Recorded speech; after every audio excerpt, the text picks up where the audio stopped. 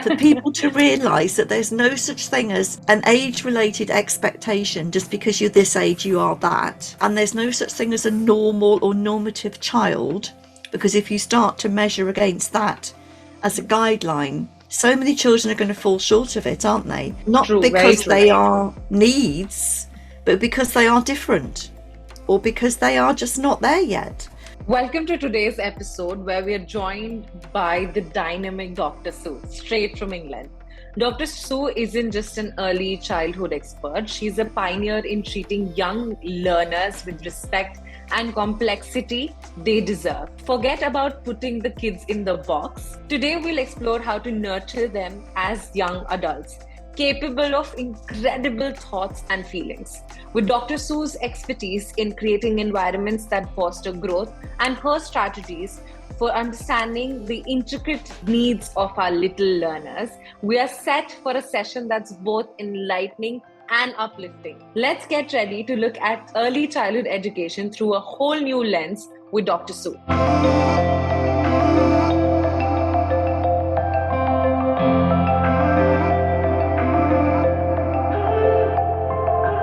Thank you so much for being here. First of all, this was long due, as I said, and we have to I had to do this. It's an honor actually. Well, it's an honour for me, thank you. Awesome. So we are going to start with an icebreaker question is what I'm going to ask. And okay, if you could magically implement one change in all earlier education settings worldwide overnight, what would it be and why? That is such a hard question, do you know? I sat thinking about this on Sunday, and I find it really difficult to think of one thing. But I think overall, I think the one thing would have to be that everybody internationally working in an early years setting has to be well informed. Mm-hmm. Because I read so much, and obviously I'm a bit Anglo-centric with this one, but I also read so much about things happening in America and different parts of the world. Some are wonderful, some less so. And I think we forget that children develop at different stages. I mean, you and I have just been talking about small babies that we're related to and how they do different things at different times. And there's an awful trend, certainly in this country, and I'm aware of it a bit in America because of what Dr. Kathy tells me, that children, just because they are 1 or 2 or 3, have to be doing certain things. Of course, in the real world, that's not what it looks like. True. So I think if I had to wave a magic wand across the entire world, I'd say, please, can we make it a generic thing around the world that everybody has well-informed training and understands child development. That's going to take a bit of doing in some countries, but yeah, but that will be that's actually is going to be magical, and it's a powerful vision to begin with. well, it fascinates me that it's so difficult. I mean, you and I both know from the work that we do that it is so important to be developmentally informed. And the conversation I've just come out of in another meeting, we were talking about why is it so difficult for some people to see? Even if you don't have children of your own, you must know young children and know that children do things at different times. I mean, I'm an end of August birthday, so in fact, when I was at school, I was best part of a year younger than all the other children in my class. And that's a big difference when you're 3, 4, 5, isn't it? It is. Life experience, physical experience, emotional experience, all those things. It's a big difference. Yeah. I don't know. It's going to take a lot of work to get that magic wish. Yeah, and yeah, true. That's why I said it's very powerful, and it is not something that cannot be done, but in one go. Obviously, you and I and lot of the people, all the educators of the world, especially in early years education, they are trying. and they are doing something about it. I really like the fact that you said, and this thing that people kind of forget, that even if you do not have kids, you should know how a child, develops in the Well, you early must have ages. met a child somewhere along the way in your Yeah, life, mustn't you? yeah. To know that it's different. I mean, for example, I mean, I obviously talk about my granddaughter a lot, but she's not quite 2 yet. Her dad, my eldest son, didn't bother learning to walk till he was 17 months old. There was nothing wrong with him, but Mm, he was very mobile, cruising the furniture and crawling about. He was very articulate and could have a good conversation with you, but he just didn't bother walking. mm. Whereas my granddaughter walked just after she was 1, so she beat her daddy. Now, is that a difference between girls and boys? I don't know. I only ever had sons. Hmm. I don't know. Are your 2 nieces, are they Hmm. walking? Mm. One of them, she's walking, she's jumping, she's on the Yeah, sofa, on the bed, she's jumping yeah, all over the place. But the other one, she's vocal. She shouts when she's yes, angry. She expresses emotions a lot, but she's not able to walk without a walker. But yeah, she's yeah, there. Yeah. yeah. So So again, twins developing different differently. development stages, but Yeah. they're both where they should be for who they are, aren't they? Mm, yeah. And that, I think, is a massive point. Just because you look at one 2 year old or one 14, 15-month old doesn't mean the Mm, other one's going to be the same. yeah. And I think that's massively important. But we have this very invidious thing here called age related expectations, or ARE for short. And I was running some training with a colleague last night on Zoom, and we were laughing about that because actually, what does that even mean? Yeah. That is the question that popped into my. What does that even mean? I mean, I am ever so old. I won't say how old. Um, but I can't really swim and I can't really ride a bike. Does that mean that I'm probably very well below age related expectations? Hmm. It box Yeah, it boxes people together, doesn't it? it I does. was reading something the other day about there's no such thing as a normal child. Well, of course there isn't. Oh, this term, oh my God. Haunted people through their childhoods, through their adulthoods, normal. Oh my God. Yeah, exactly that. I mean, you and I are sitting in different countries, but even if we were next door neighbours, we wouldn't have had the same childhood, would we? Not at all. Yeah, And I not would at hate all. to think that we did because we're not robots. Yeah, So, yeah, yeah. that would be my wish for the world, for people to realise that there's no such thing as an age related expectation. Just because you're this age, you are that. And there's no such thing as a normal or normative child, because if you start to measure against that as a guideline, so many children are going to fall short of it, aren't they? Yeah. Not True, very because true. they are needs, but because they are different or because they are just not there yet. Mhm. So that's I hear, that's yeah. I actually hear this a lot with the when people come over and see the two of them. One of them is very, very active, jumping around, and the other one is okay. She's walking, she's chill, sure. And people ask, "Is okay? This one is not walking." People ask my sister-in-law and my brother as well. And then there is only one thing that I tell all of them who are asking why aren't they talking yet, why aren't they walking? There are two answers of it. First of all, they were, uh, premature. Second, it's their cycle of growth. They will do it when they have to. Exactly. And do Yeah. you know what as well? I went to, it's about 3 years or maybe ago now. I went to an amazing school in the west of the country in England. And it is actually a school that takes children up to age 25. Well, they're not really children then, but they are differently abled all the way through, even Oh. very profoundly differently abled. In their nursery, which is where I went, they take well, let's say normally abled children, for want of a better expression, as well as differently abled children. Hmm. And you walk into there, and there are some very profound disabilities in there, alongside children who are developing on a normal way, if you like. I don't like the word normal, but I can't think of a different Yeah. word. But when you walk into the nursery, you wouldn't realise there was a difference because all the children are treated with Mm. respect and nobody's treated differently. Mm. I mean, obviously, there are children like your niece with maybe a walker or in a specific type of chair, but they're just treated all like children. Yeah, we And forget that. A lot of you, people do. exactly, and you don't, nobody is treated in a kind of lesser way because maybe they have no speech, perhaps, or maybe Yeah. they are physically profoundly disabled or differently abled. But you can see the joy. There's just joy in there Mm. because children are differently abled, not because they are disabled, I think.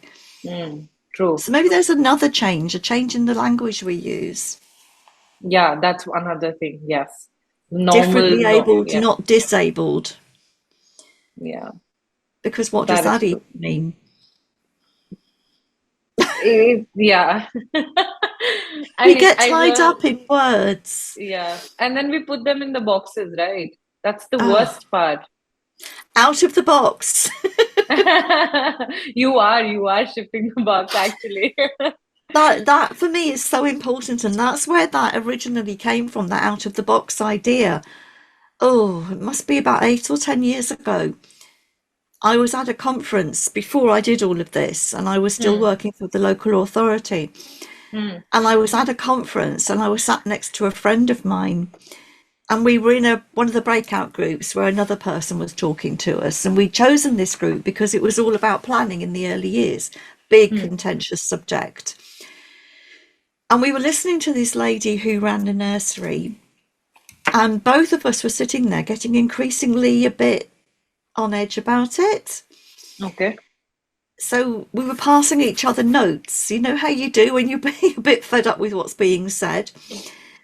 And I wrote something about I don't like the way this is going because she kept passing around all her formats from her nursery, which were all very much about what's happening in each area and ticking off children when they've done things in each area and that kind of thing. Okay. And my friend Penny sitting next to me was writing, I don't like all these boxes she's using. So I wrote back to her, I wish she'd think out of the box. So when I decided to set up my own consultancy, I was Hmm. chatting with Penny and I said, I'm going to call it Early Years Out of the Box after that conversation that we had, because it's exactly what you just said. Putting children in boxes, it doesn't help Yeah, it does because not. we have a thing in this country, one of our statutory principles is that each child is unique, Hmm. the unique child.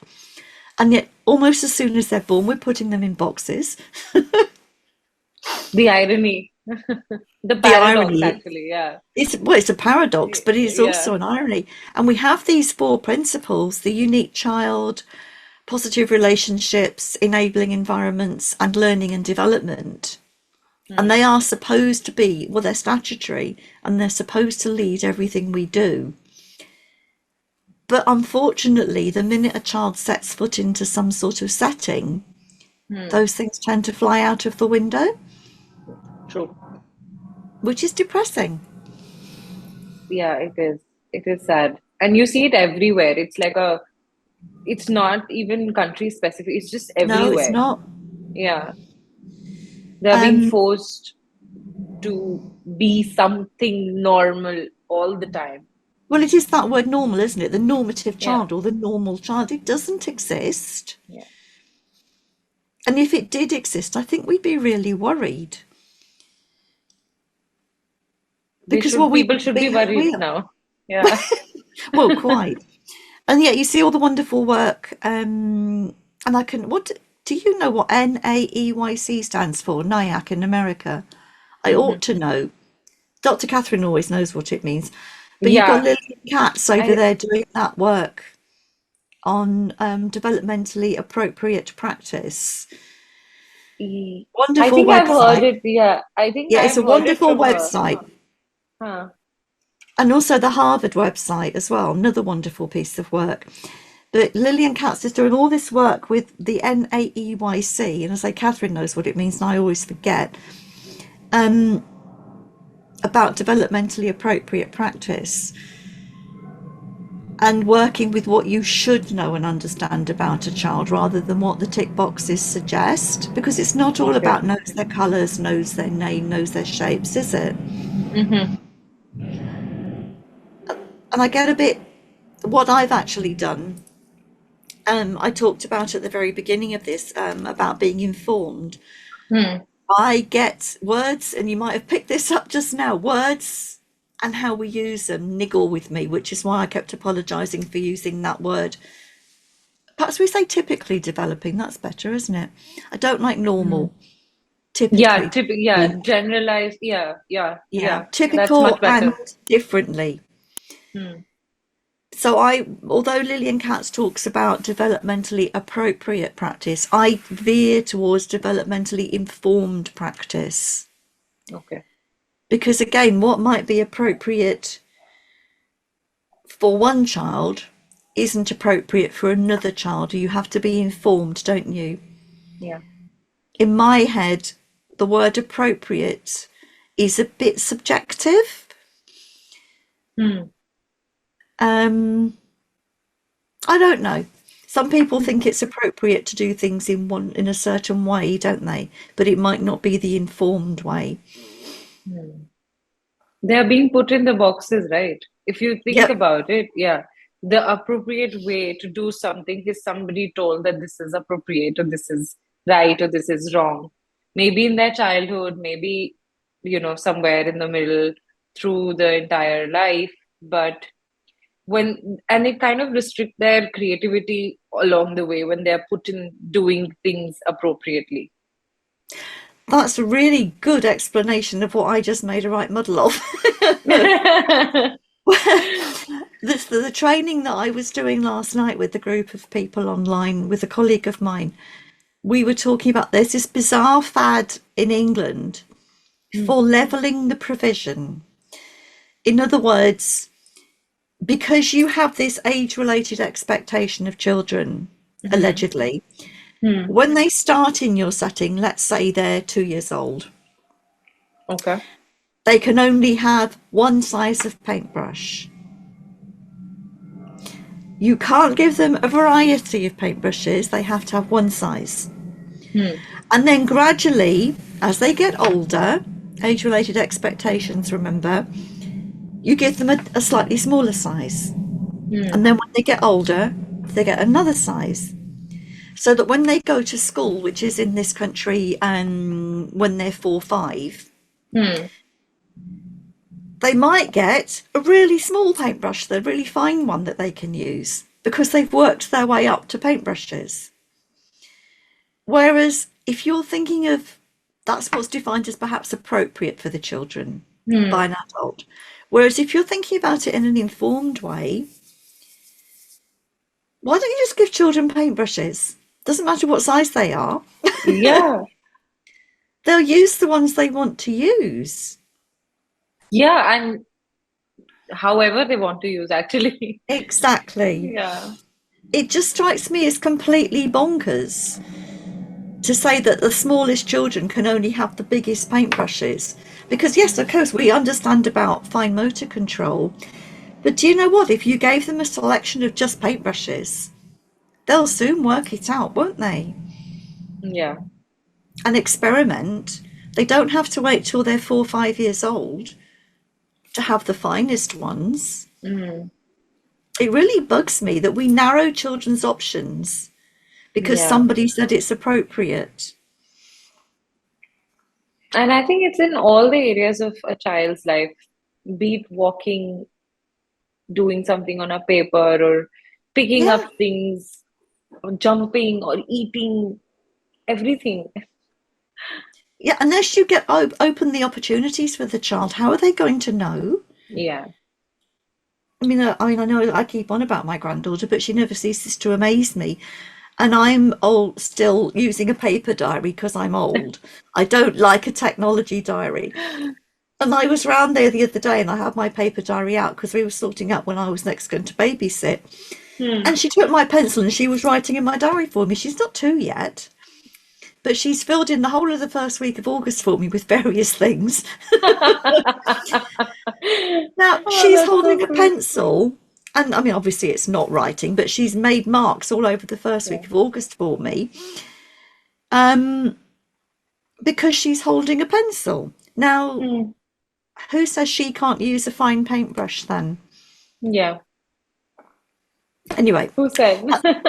who says? Because somebody said it's not appropriate for children of that age to have. So that's what I mean about the difference between appropriate and informed. So this kind of goes back to me wanting my wish for the world that everybody was informed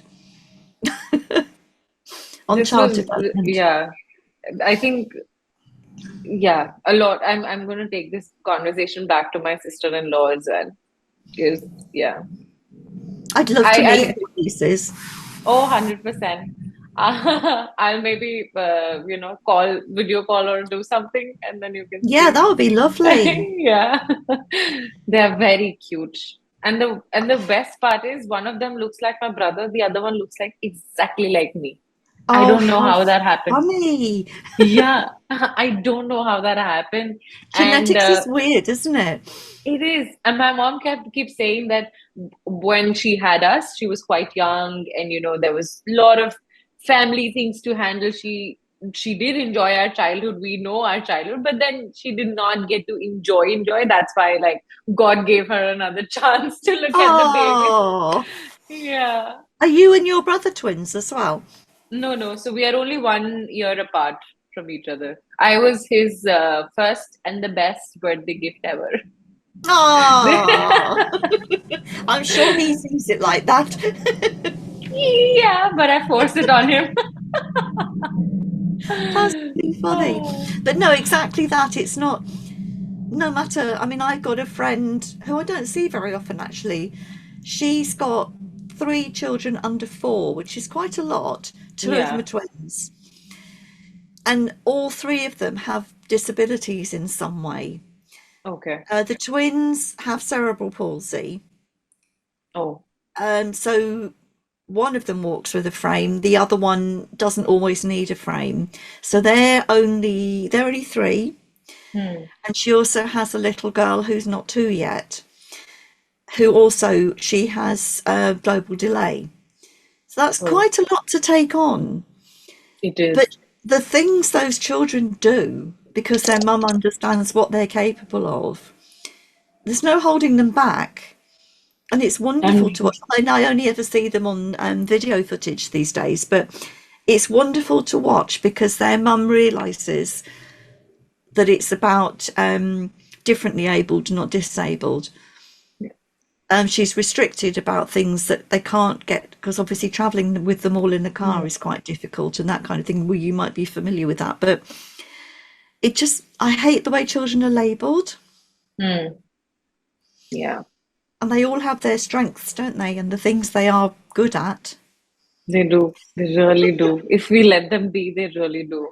If we let them, exactly, if we don't put them in boxes, exactly Hmm. that. Hmm.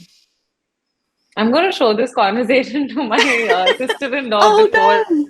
Yeah, because it's nice to hear from people that, okay, this is completely fine, that the one is not. I don't want to do the comparison, but the people, the entire external bubble kinds of, puts a mother on a spot always, that Yes. it's not, maybe you're not paying attention to this one, and it's not fair. It's really not fair. I mean, it's difficult enough with twins anyway, I should think, isn't it? Yeah, it is. Dividing your time. Yeah. I used to So, teach at the school down the road here, and I'm still friendly because it's all local. I still know a lot of families with children I used to teach. And by sheer coincidence, a girl I used to, 2 girls I used to teach. No, sorry, I taught one of their brothers and one of them. hmm. They are best friends, and they still are. They're in their 30s now, so that shows a bit how old I am.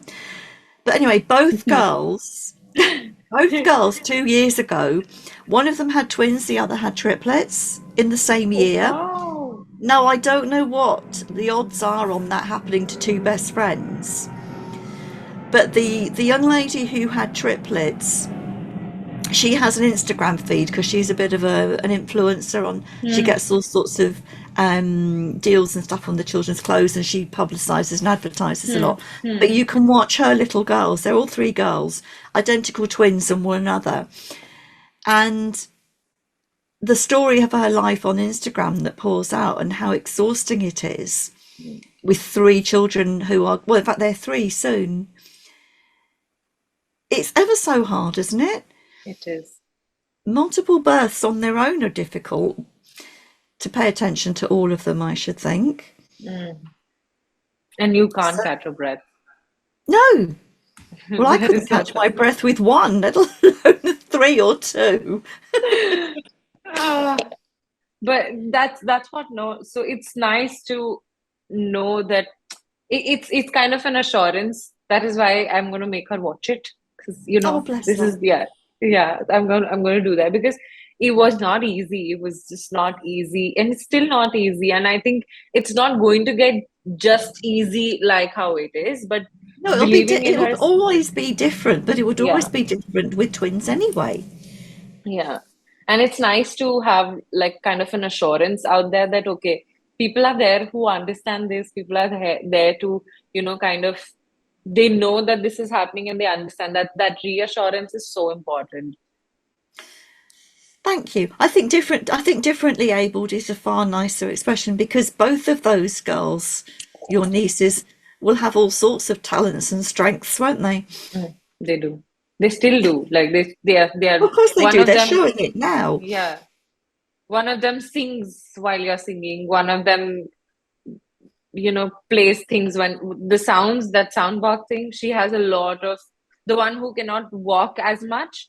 She walks, but not as much. She does a Yeah, lot sure. of her. She has a lot of mobility in her fingers, and she does all of that sound boxing thing. It's amazing. It's very entertaining.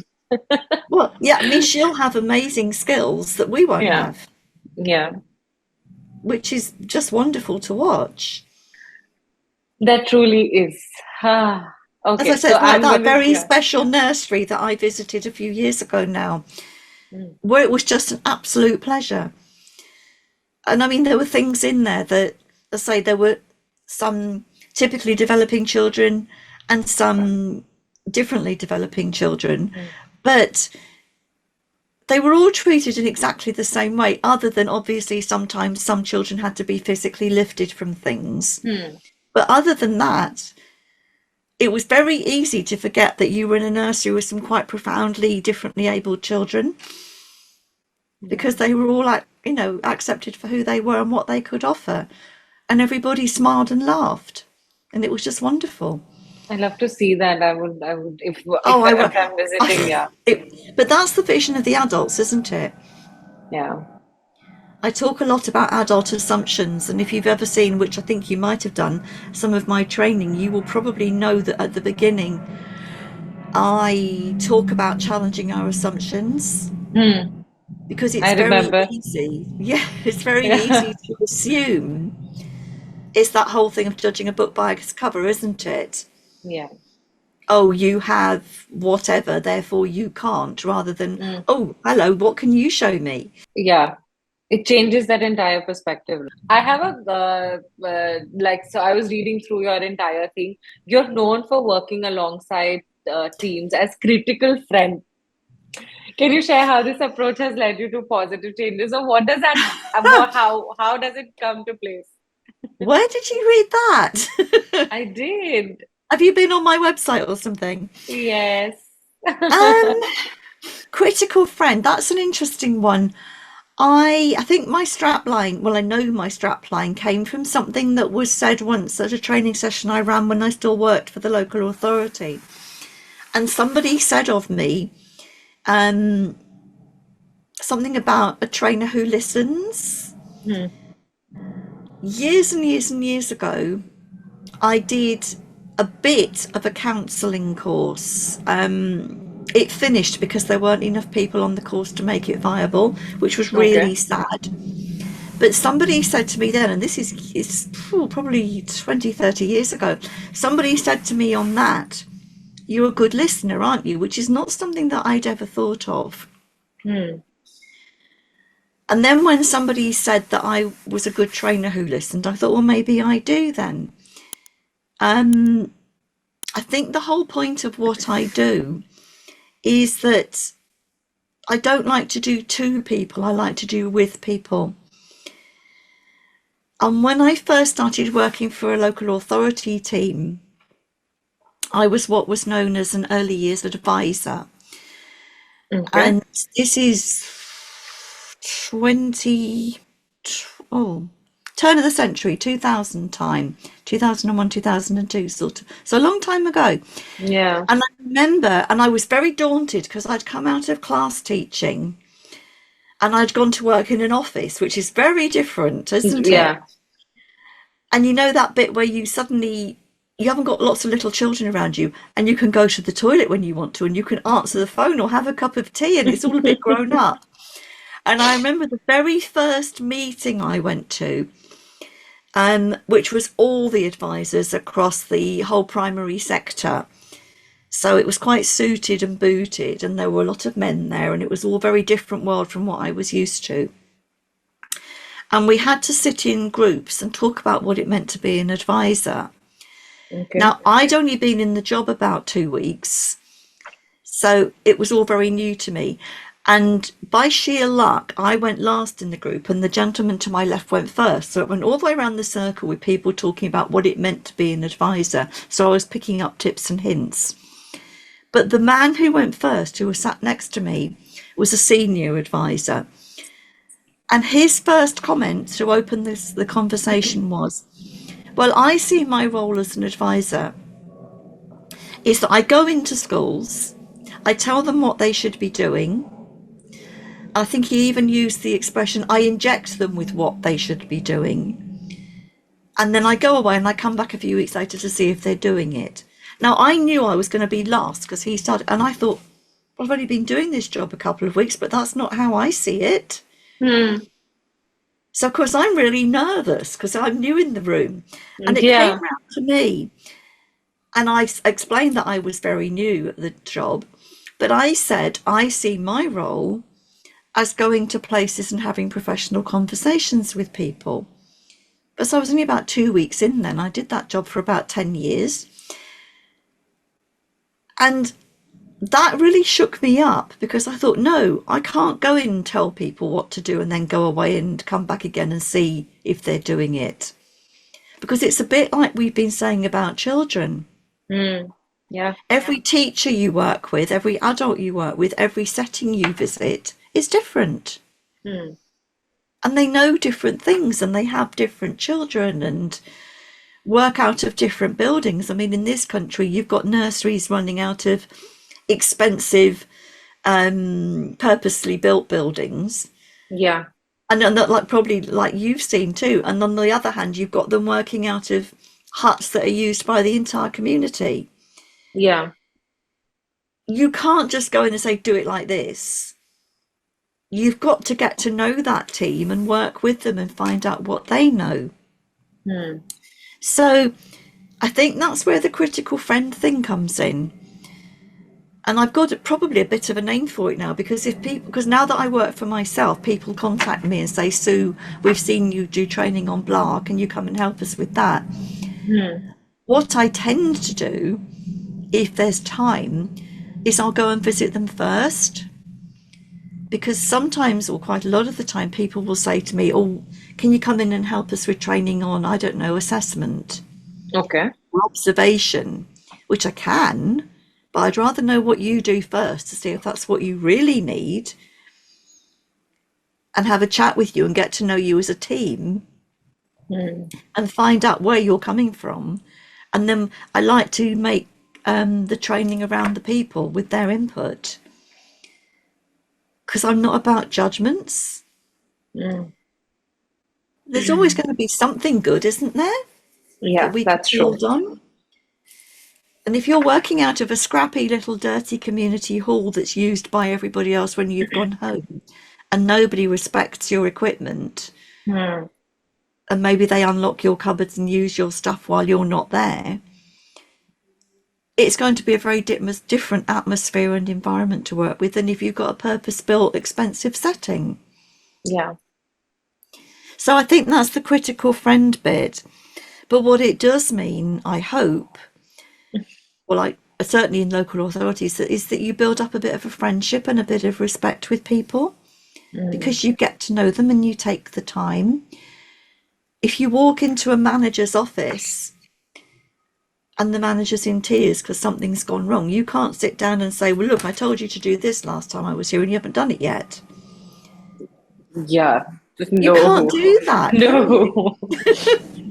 No, not at You all. can't talk about the action plan if something's gone horribly wrong in that manager's life or in the setting, or half her staff are off sick and she can't get cover. Mm. You can't do it. So I think maybe that's perhaps where that came from. But you're not going to get, I think that sort of, it all ties together, doesn't it, with the developmentally informed approach. Yeah. If you're not informed about who you're working with and the children they have, then you can't work with them. Yes, we have a statutory framework that tells us by law what we have to do, but we can't do that if our minds are cluttered with other things. Mm. That is what makes us human, right? Absolutely.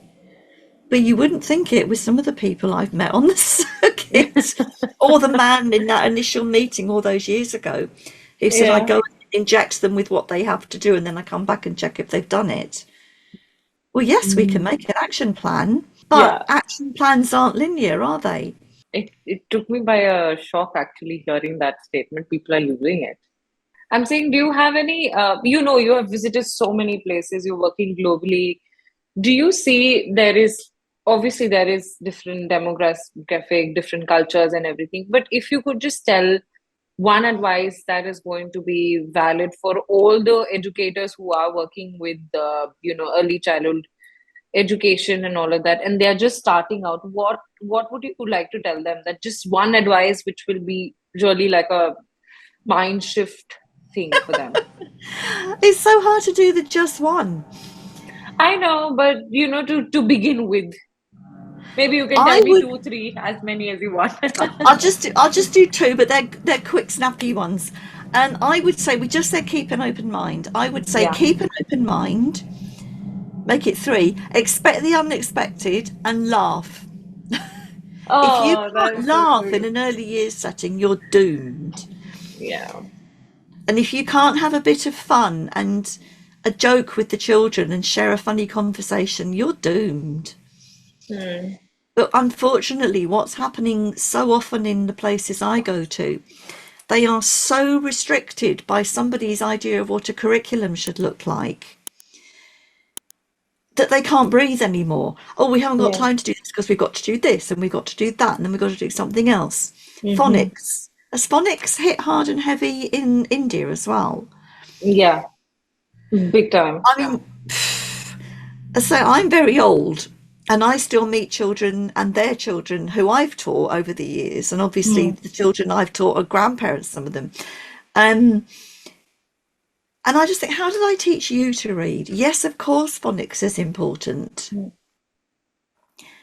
But at the moment, it's the be all and end all. And if you don't do an hour of phonics in the morning on a rigid program, and Hmm. then for some of those children who didn't get it in the first hour, you pull them back in the afternoon to do it again. They're 4 years old, some of these Yeah. children. It's really forcing. It's really forcing. Yeah. It's It's still totally A for inappropriate. apple. Yeah, it is. It is And physically, annoyingly. Yeah. physically and emotionally, these children aren't ready. Yeah. And it's so boring. And if you didn't get it in the first hour in the morning, your grown up makes you come back and sit down and do it again in the afternoon and you're four. Hmm. How are you going to get it in the afternoon Yeah. when you're a bit tired and all you want to do is play or Or sleep sleep. Yeah. or cuddle a teddy and look at a book Yeah. or have a nice chat with somebody? And that's what I mean. There is time in every single day. There has to be time to have a laugh and a joke and share and do something silly or just fun or just Yeah. all sit down together on the floor and have a chat. It's, oh, I don't know. So open mind, have a laugh. Yeah. I Because if you think ever can't smile since, and, yeah, I think ever since the nieces have come into our lives, I have become entertaining. That is new. I have become entertaining. They are entertaining yes, us, that's a different thing. But yes. I try to find out new games, and not actually shockingly, my mother, they are very attached to her, and she is so Oh, much fun. She's so yes. much fun with them that I feel okay. I'm supposed to be younger, but I don't know how to do all of this. But is Like, it because you just make stuff up, don't you? I mean, as I said to yeah. you earlier on, I was with my little granddaughter for quite a long time on Saturday till quite late at night, and she did go to Mm, sleep in the end, but I did not stop until she went to sleep. I was in a school last week where a little boy in nursery, so he was only 3. His teacher said, oh, I forget the boy's name. He knows so much about dinosaurs. And he just went into this whole conversation with me about my favourite dinosaur is one I've never heard of. And it's a carnivore and it will eat this and it will eat that. He's 3 years old. Wow. And yet, how often do you walk into a class where there is an adult teaching children about dinosaurs without thinking, actually, do you know they might know more than I do?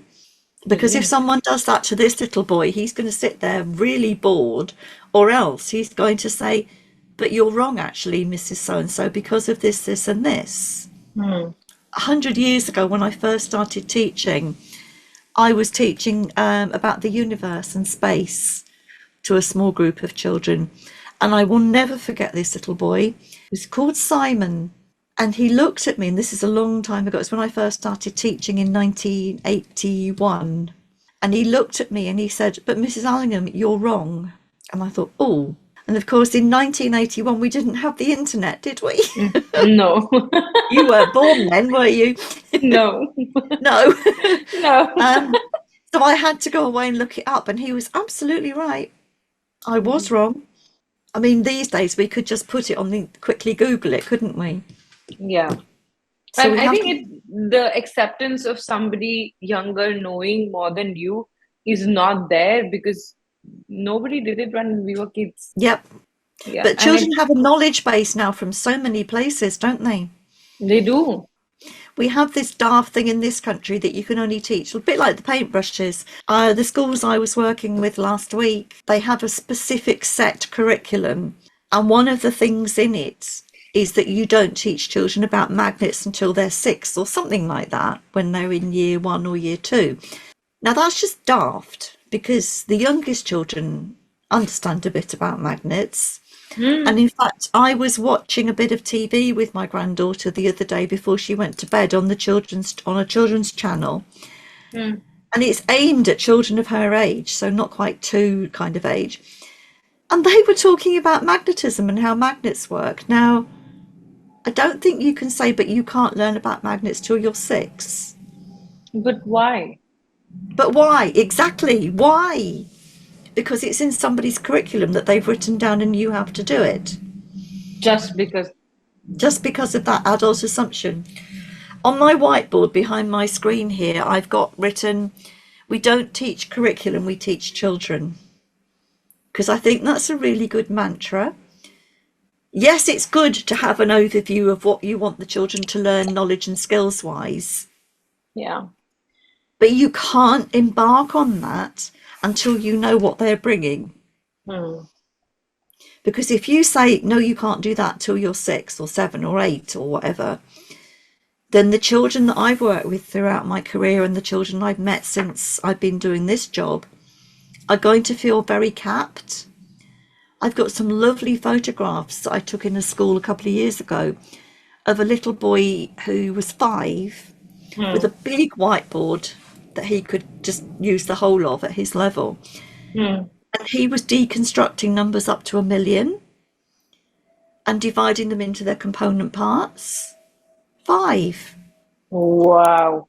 Now he taught Wow. me, I mean, I am a bit numerically challenged, shall we say, and at that point I didn't know how many zeros 1 million had. I do now because he taught me.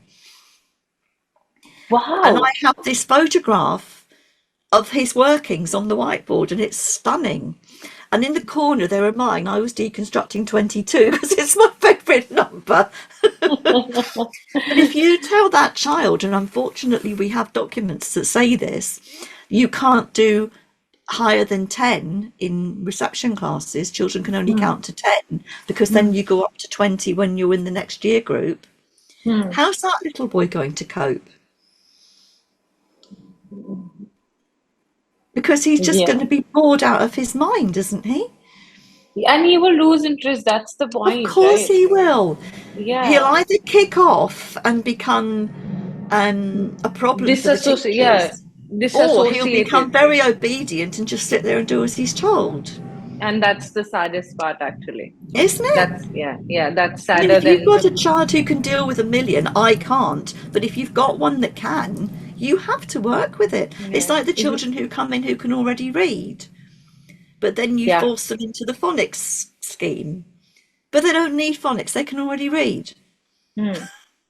And yeah, that's what, right? They come out as either they'll become too obedient or they'll become bored, and the other part of it, they will try to kind of not agree with the teacher or not agree with the person, Absolutely. and then it's going to be, some people accept it, some people not, and then you're going Yeah, to and you call could the child. so easily become disaffected, can't you? Yes. And then they are And going to label the child arrogant. I'm doing a podcast recording with somebody next week. I asked her if I could do it. I've got an expression I use a lot at the moment, learned helplessness. Hmm. Basically, we're getting to a stage, certainly in this country, where because children are beginning to feel they can't do it unless an adult has said, then that's learned helplessness. I don't know what I'm learning today because my teacher hasn't told me yet. Isn't that awful? Yeah, And which kind of brings us all the way back to full circle to the beginning, doesn't it? it does. About developmentally informed provision and practice. It You does. It cannot, does. yes, have a curriculum with an overview. When our children leave us, we want them to be able to to have pleasure in reading, to be experiment with things, to be happy to explore. Hmm. That's a good curriculum. How you get there is that dancing around the ballroom, isn't it? Yeah. The, Yeah. the bought off the peg curriculum that says when the children are 4 and 5, we teach them this, and they Hmm. can't go past number 10 or whatever. Hmm. It's Hopeless. very restricted. It is. And then you want them to grow up as adults who are going to be experimenting or be Of creative while you are course. restricting them when they really had to express themselves. And we've led them Ah, into a path of being completely drilled. And I've got friends who teach much older children in the sixth form and children just going to university and that kind of hmm. thing. And they talk about how these children can't do anything without being told to. And you just, Ouch. how is that right? That's not right. It's not. Worst part is it's happening all over. Everywhere Yep. that is considered normal. I don't get it. I don't get it at all. This It's needs very to get sad. amplified. Yeah. We just wrapped up a fantastic session with Dr. Sue, where we dove into the essentials of early childhood education. Dr. Sue shared her unique insights on nurturing a developmentally strong, uniformed approach that respects each child's individual journey. We discussed everything from transformative power of understanding, development stages, to the challenges of leading from the middle in the education setting. Dr. Sue's passion for enhancing early learning by advocating for well informed training and inclusive language has truly inspired me. Her commitment to improving educational practices worldwide reminds us of the significant impact thoughtful leadership can have on both educators and students. As we sign off, we are more energized than ever to keep these conversations going, to continue exploring innovative ways to support our young learners.